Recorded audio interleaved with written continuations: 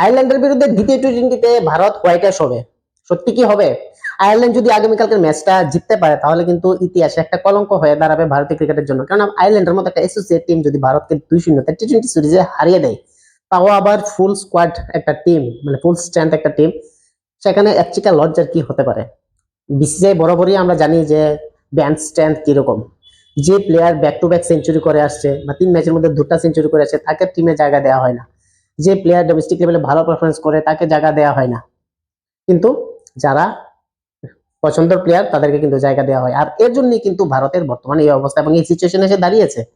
এবং white wash যদি হয় তাতে কিন্তু অবাক হওয়ার মতো কোনো কিছু হবে না, কেন গৌতম গম্ভীর নিজের জিতে এমন ভাবে অনড় থাকে, সেখান থেকে কোনো কিছু করার আর সম্ভব হয় না।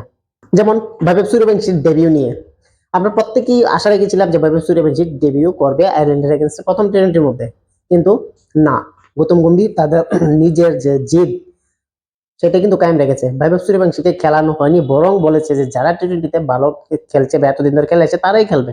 অর্থাৎ বৈভব সূর্যবংশীর জন্য টিমের অন্য প্রাক্তন কাউকে জায়গা ছাড়তে হবে না, সময় হলে বৈভব সূর্যবংশীকে সেখানে খেলানো হবে।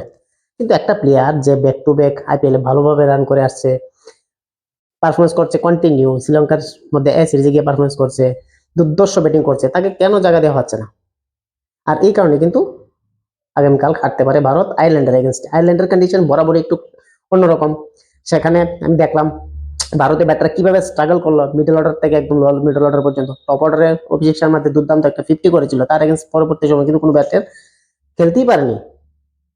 বোলিং কি বলবো, আগামীকালকে ভারতের সবচেয়ে বড় যদি কোনো কনসার্ন থাকতে পারে সেটা হলো বোলিং। আর রাশিদ কৃষ্ণাকে যদি আবার প্লেইং ইলেভেনে রাখা হয়, এর থেকে বড় আর মূর্খমি আর হবে না এই গৌতম গম্ভীরের। গম্ভীর বরাবর একটা জেদি ক্রিকেটার, আমরা জানি সে নিজে যেটা চিন্তা করে এটা করেই ছাড়ে, আর এটাও হয়তো আগামীকাল করবে। যদিও আমি ব্যাটারদের তেমন একটা দোষ আরোপ করি না, কেননা আয়ারল্যান্ডের কন্ডিশন একটু আলাদা, তারপরেও ব্যাটাররা চেষ্টা করেনি কিন্তু ম্যাচটা জিততে। প্রথম দিকে যে স্টেজটা তৈরি করে গিয়েছিল সেই স্টেজটা কিন্তু পরবর্তী সময় কেউই ক্যারি আপ করতে পারেনি। বোলিং মধ্যে যদি চেঞ্জেস না হয় আগামীকালকে ডেফিনেটলি কিন্তু ভারত হারবে। প্রসিদ্ধ কৃষ্ণের পরিবর্তে যদি রবি বিষ্ণুকে এখানে নেওয়া যেতে পারে, ওয়াশিংটনের পরিবর্তে এখানে শেষ থেকে নেওয়া যেতে পারে। গম্ভীর কি করবে এই প্লেইং ইলেভেনে পরিবর্তন? আমার তো মনে হয় না, কারণ গম্ভীর বরাবরই এই পরিবর্তনের পক্ষপাতিত্ব নয়। একটা ম্যাচ ভারত সিরিজ জিতবে না এটা জানা আছে, সিরিজ হারবে এটা ঠিক আছে, কেননা যদি আগামীকালকে হারে সিরিজ কিন্তু ভারতের জন্য শেষ এবং 2-0 এটা একটা রেকর্ড হয়ে যাবে। আর Gautam Gambhir as a coach হিসাবে যেসব রেকর্ডগুলি আমরা দেখতে পাচ্ছি ইন্টারন্যাশনাল ক্রিকেটে কন্টিনিউ কোচ হওয়ার পরে থেকে, এটা কিন্তু অবাক করার মতো। যেসব রেকর্ড এর আগে আমরা কোনো সময় দেখিনি বা কোনো কোচের আমলে এটা হয়নি। টেস্ট ক্রিকেট হোক বা ওডিআই ক্রিকেট হোক বা টি-টোয়েন্টি ক্রিকেটের মধ্যে হোক, টেস্ট ক্রিকেটের মধ্যে এজ এ 10 বছর পরে ভারত বর্ডার গাভাস্কার ট্রফি হারলো। 10 বছর পরে, ভাবা যায়। নিউজিল্যান্ড ঘরের মাঠে এসে ভারতকে 3-0 হোয়াইট ওয়াশ করে দেয়, যেটা প্রথমবারের মতো কোন দেশ ভারতকে ভারতের মাটিতে হোয়াইট ওয়াশ করে গেল। তাছাড়া নিউজিল্যান্ড 36 বছর পরে ভারতের মাটিতে সিরিজ জিতলো, টেস্ট সিরিজ। সাউথ আফ্রিকা ভারতের মাঠে 25 বছর পরে টেস্ট সিরিজ জিতলো। ডাব্লিউটিসি ফাইনালের জন্য কোয়ালিফাই করতে পারেনি অ্যাশেজ সিরিজ হারার জন্য। তাছাড়া আয়ারল্যান্ডের সঙ্গে প্রথম টি-টোয়েন্টিতে মারাত্মকভাবে হার, যেখানে কোনো ফাইট দেখতে পেলাম না আমরা। এই হলো গৌতম গম্ভীর আর ক্যাপ্টেন শ্রেয়াস আইয়ার এর থিঙ্কিং, যারা আয়ারল্যান্ডের এগেইনস্ট মতো একটা টিমের মধ্যে সাথে খেলতে পারে, কম্পিট করতে পারে। যে আয়ারল্যান্ডের টিমের মেইন 5 সদস্য ইনজুর্ড, আয়ারল্যান্ডের এটা বি টিম আমি বলা যেতে পারে। আর ইন্ডিয়ার একটা ফুল স্ট্রেংথ টিম, যেখানে ওয়ার্ল্ড কাপ ইভেন্টের জন্য এই টিম সিলেক্ট করা যেতে পারে বা সিলেক্ট করা যায়, কিন্তু তারপরও কোনো কিছু করতে পারলো না। তিলক বর্মা, ঈশান কিষান, সঞ্জু স্যামসন একের পর এক ফ্লপ। একটা ম্যাচ দিয়ে বিচার হয় না, কিন্তু তারপরও যদি আগামীকালকে এই ভুলগুলি না শুধরায় আর যে রং শট খেলার যে ধারাবাহিকতাটা যেটা চেঞ্জ না করে, তাহলে কিন্তু ডেফিনেটলি হার মাত্র শুধু সময়ের অপেক্ষা। বরাবরই ভারত আগামীকাল খুব প্রেসারে থাকবে, এক একটা শট খেলতে গেলে চিন্তা করতে হবে, কেন উইকেট পড়লে কিন্তু শেষ। আয়ারল্যান্ডের গ্রিপের মধ্যে ম্যাচ কিন্তু আস্তে আস্তে চলে যাবে। আয়ারল্যান্ডের কাছে হারার কিছুই নেই, তারা ম্যাচ যদি হেরে যায় তাহলে তারা সিরিজ হারবে না, যদি জিতে যায় তাহলে বললে বললে 2-0 ভারতের মতো একটা টিম যে সদ্য ওয়ার্ল্ড চ্যাম্পিয়ন টি-টোয়েন্টি ক্রিকেট, তাও আবার ব্যাক টু ব্যাক চ্যাম্পিয়ন, সেই টিমকে হারানো, যে টিমের মধ্যে রোহিত শর্মা, বিরাট কোহলির মতো প্লেয়াররা খেলতো। সেই টিম সূর্যকুমার যাদব কোনো কিছু খারাপ করে দেয়, তারপরও টিম থেকে বাদ। আইপিএল এ ভুবনেশ্বর কুমার খুব দুর্দান্ত বল করলো, তারপরও বাদ।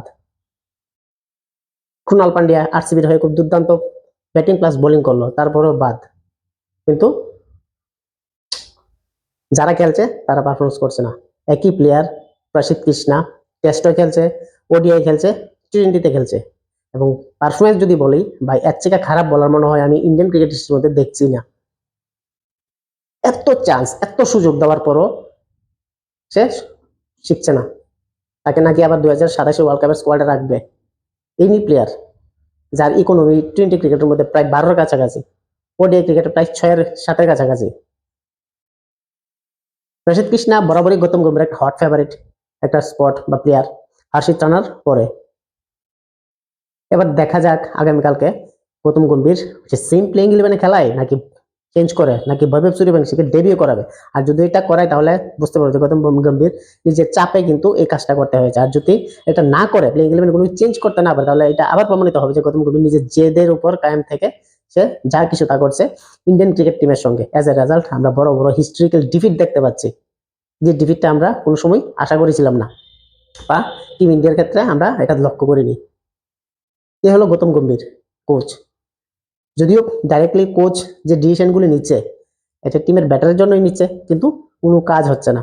আমরা বিগত যে গৌতম গম্ভীর টেনিউর যখন শুরু হয়েছে তখন থেকে যদি কন্টিনিউ দেখি, তেমন কোনো কিছু না। ফ্র্যাঞ্চাইজি বেস যে লিগের প্লেয়ারগুলি আছে, গুজরাট টাইটান্সের ম্যাক্সিমাম প্লেয়ার কিন্তু সেখানে ন্যাশনাল লেভেলের টিমের মধ্যে খেলছে, কারণ শুভমান গিল ওডিআই টেস্টের ক্যাপ্টেন। সেখানে প্রসিদ্ধ কৃষ্ণা বলো, ওয়াশিংটন সুন্দর বলো, বা অন্য কোন প্লেয়ার বলো, তারা কিন্তু কন্টিনিউ টিমের মধ্যে খেলছে। আপনাদের মতামত কি? আগামীকালকে যে প্লেইং 11 হবে সেখানে কি প্রসিদ্ধ কৃষ্ণাকে বাদ দেওয়া দরকার, বা সূর্যবংশীকে প্লেইং 11-এ রাখা দরকার, নাকি যে টিম আছে সেই টিমে